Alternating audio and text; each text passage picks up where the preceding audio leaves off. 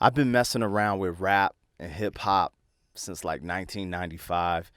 Back then, I was about 15 years old, and my boy would come over with vinyl, and we'd freestyle over the B side of the record. But back then, man, I wouldn't even call it a freestyle. Honestly, we were just emulating what we saw on TV on MTV when they used to play music videos. But it was a good time. It's crazy because fast forward to 2017, and I'm ordering my second piece of vinyl, or it's just coming in. It's actually a 7-inch. It's a single of my song Idolatry featuring Mr. Biscuit and Mad Child. My boy Chef Premier produced it. DJ Lazy Eyes on the scratches.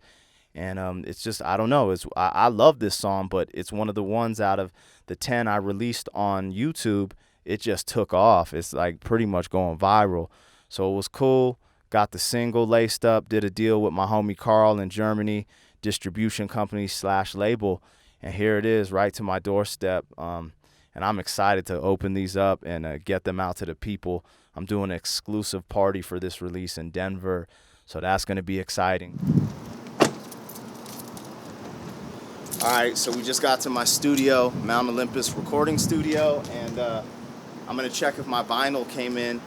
For this album, we released a single, Idolatry, a 7-inch vinyl piece. It's exclusive, only 300 made, only 100 in America.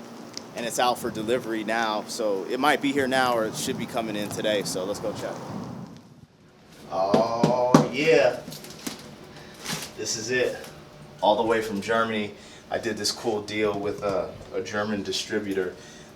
My music video Idolatry started taking off on YouTube, and a dude reached out to me from Germany to press up my vinyl, and here it is, so it's going down.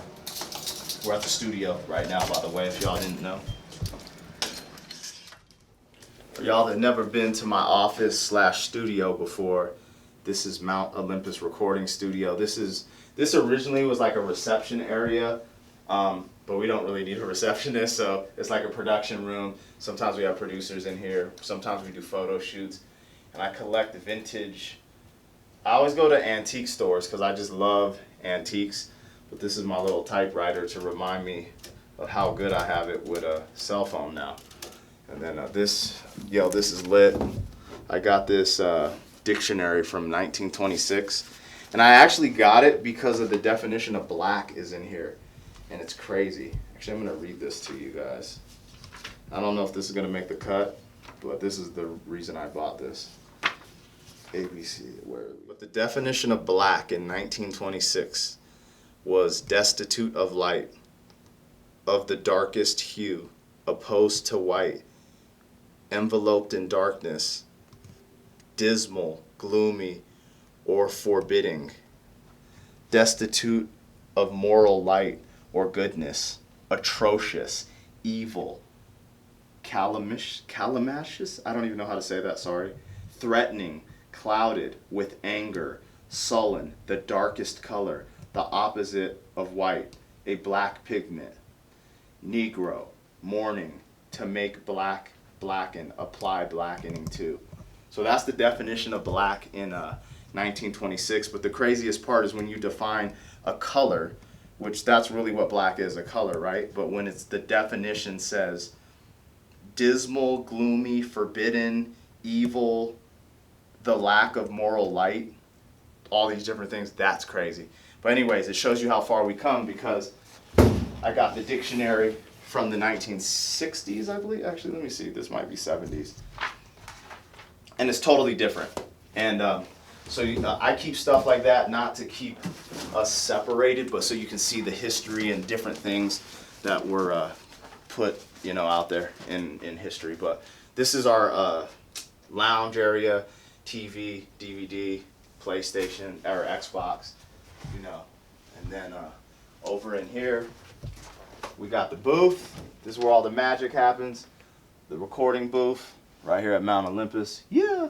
And then here's the control room, and this is where young Lord Wavy gets it cracking, the engineer himself. And then my office. So welcome to my office, y'all. I'm excited. I haven't had vinyl since like 2001, my own vinyl. As you guys see, it's kind of messy in here. We're, getting everything situated because I'm going to start a podcast with some of my friends, and we're not sure what it's going to be called yet, but we're definitely going to get the podcast started soon. But anyways, without further ado, we're about to check out this vinyl. See what we got in here. So let me tell y'all how I did this deal, because it's always about innovating. And when I put out this album, I wanted vinyl for the album, but I was like, man, it's gonna cost me like $3,500, $5,000 to press up like a 12-inch vinyl. And so, but I just put the intention out there in my mind, like, yo, I want to get some vinyl. Well, to make a long story short, Idolatry, my music video, took off. Hold on, let me get this open. Idolatry, my music video, took off on YouTube, and it started going viral. And a dude from Germany hit me up saying he'd like to press that song on vinyl. I was like, at first I was like, nah, probably not. It's probably going to be, I just didn't know how to go about it. Then he explained to me he has a distribution and he does this. And I was like, well, what type of deal do you want to do? And he was like, look, I want to press up a 7-inch exclusive vinyl piece, only 300 pieces. He's like, I keep 200 to sell. And he's like, I give you 100 to sell at no cost to you. And the deal is he has no rights to the song. He just gets to sell those 200 pieces of vinyl. Got it in writing. I was like, yo, that's dope. So here we are. Now I got a vinyl piece for free. And what I'm going to do is market it and sell it, right? And the goal is to sell each piece of vinyl for a certain cost for people to support what I'm doing. And then I'm going to use it to press up a 12-inch vinyl piece, an EP of my 7 favorite songs on the album. So snap, here we go. Yeah, all right, let's see what we got in here. Over here stunting. So that's 1 of 300, 2 of 300. There's only 300 of these printed up, 300 total. That's freaking lit. And there's only going to be 100 in America. So super exclusive, collector. I mean, if you mess with the movement, it's definitely collector. Oh, that's dope. Look at that. Y'all like that? Yeah. Classics. So it's a instrumental. So it's got the full song, the instrumental, and the acapella is on here. And then let's check out the artwork. Dope. They got a sticker in here. That's dope. And then that's for that. And all my peoples are listed, everyone involved. So it was produced by Chef Premier, scratches by DJ Lazy Eyes, mixed by Blizz, mastered by Bass Jace, and it's featuring Mad Child, Mr. Biscuit, and myself. So it's going down. It's going down. Let's see how this sounds, though. This is the most important part. Making sure the music is actually there, right?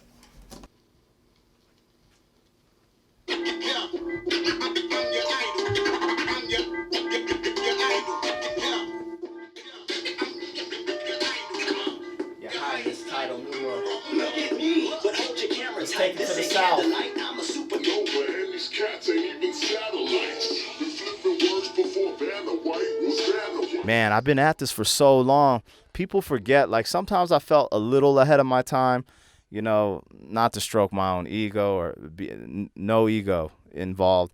It's just when I started doing music and doing hip hop and touring in Colorado, there was no scene for that out here.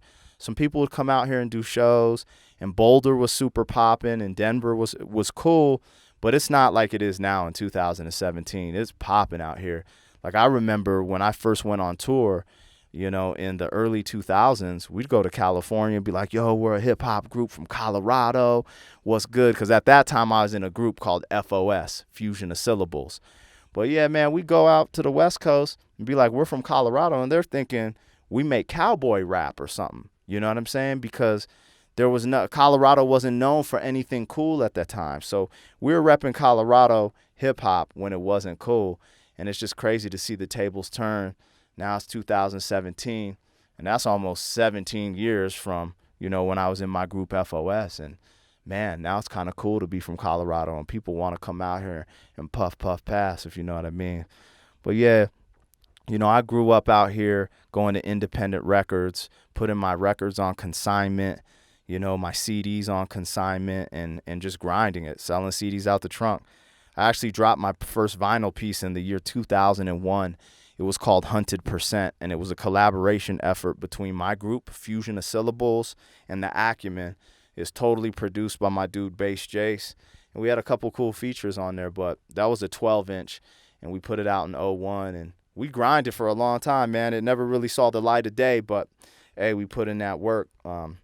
It's weird being from this part of the country because the South was really hot. The East Coast has always been really hot, and so has the West Coast. But the Midwest has always been developing its culture. But me being from Colorado, you got to remember I sit between the Midwest and the Southwest.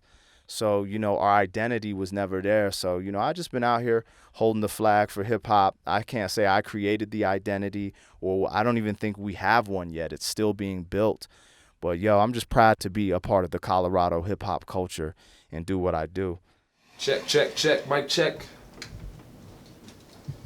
We in the house. Is it coming through? Yeah, go ahead and talk in yours.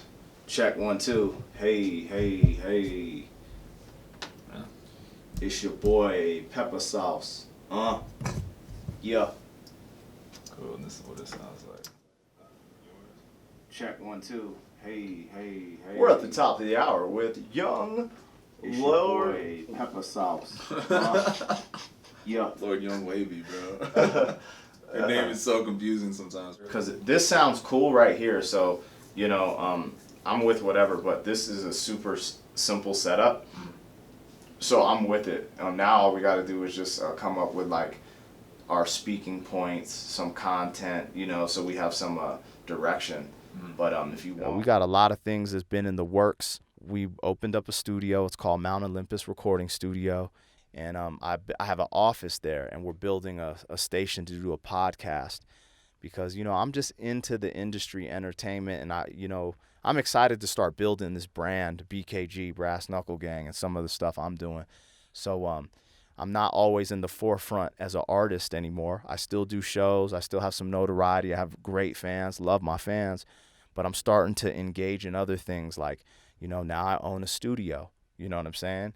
And we're starting a podcast, and my channel's starting to take off on YouTube. So there's a lot of new things starting to show face, and I'm just excited to enter this new realm. But yeah, we're going to keep things moving. Hey, thank y'all for tuning in too. This is a beautiful thing.